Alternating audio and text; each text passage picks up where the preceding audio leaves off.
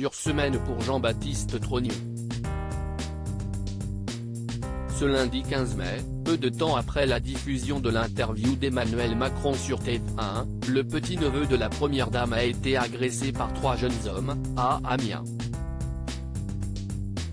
Ces derniers participaient à une manifestation non déclarée, contre la réforme des retraites.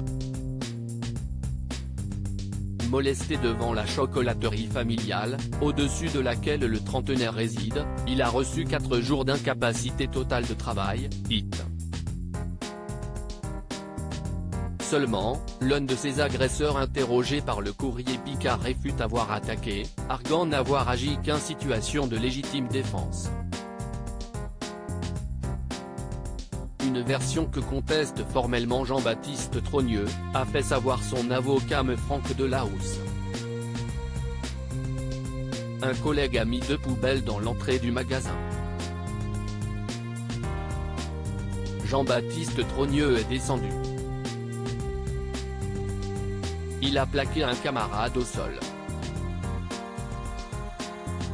Mon camarade s'est relevé et lui a mis des coups.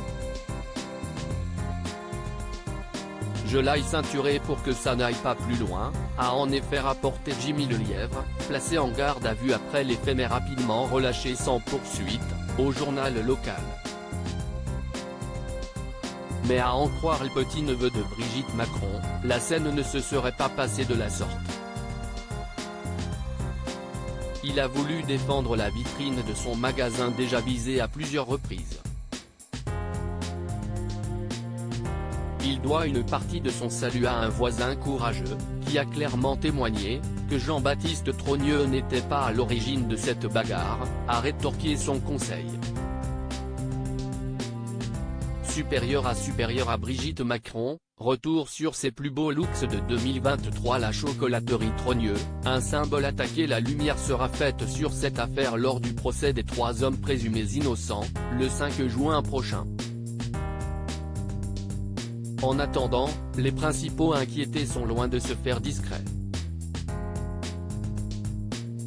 Au micro de TNO, Jimmy Lelièvre a admis qu'un dégradant l'entrée de la chocolaterie, fondée par l'arrière-grand-père de Brigitte Macron, ses camarades et lui avaient touché à un symbole de la famille Trogneux, plus Brigitte que Macron, a-t-il ajouté.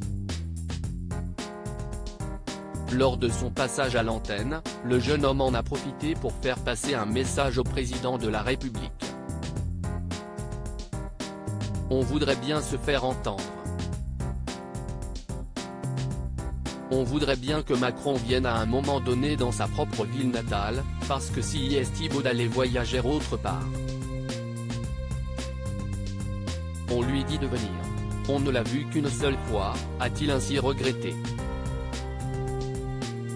Depuis le début des mobilisations contre la réforme des retraites, en janvier dernier, la chocolaterie faisait l'objet d'une surveillance policière et vidéo à chaque manifestation. Il devrait donc être aisé pour les enquêteurs de démêler le vrai du faux. Crédit photo, Christophe Clovis.